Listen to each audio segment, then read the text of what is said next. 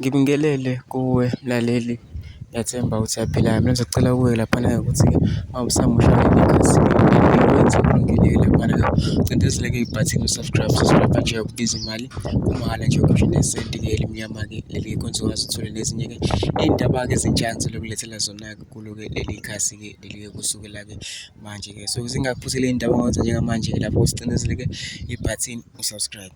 Udaba engilethile lona namhlanje ndithi-ke uzithintele-ke iziqalo wesilisa uMnumzane uJacob Zuma.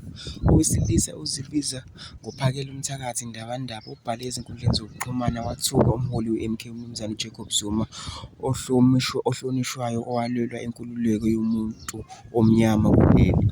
Le nsizwa ibigxeka uMnumzane uJacob Zuma ethi wabulalisa abantu abaningi ngenxa yezibhelu ezasuka ngenkathi uMnumzane uJacob Zuma eboshiwe. Wathi futhi akabasizanga ngalutho abantu-ke baKwaZulu Natal. Le nsizwa ibese iphosta futhi yancoma inkatha ngemisebenzi emihle eyenzile-ke. Akuyona-ke imfihlo-ke ukuthi le nsizwa-ke lena-ke ingumlandeli omkhulu-ke wenkatha-ke laphana-ke abantu-ke bese beyitinyela-ke kuleyo post-ke kuma-comments-ke bayitinyela-ke impela-ke bayithuka-ke le nsizwa le ngenxa-ke yokuthi-ke ibhale kanje ngoJacob Zuma. Bezosithola lapho nama-comment section-ke ufushe umbono wakho ngalo-ke lolu daba-ke lolu-ke ukuthi-ke wena-ke ucabangani-ke masicindezela ebhathini subscribe nje akubizi imali kumahhala nje ukhishwa nesenti-ke elimnyama-ke leli uzokwazi uthole nezinye iy'ndaba ezintsha engizokulethela zona-ke kulo-ke leli khasi-ke leli-ke kusukela-ke manje.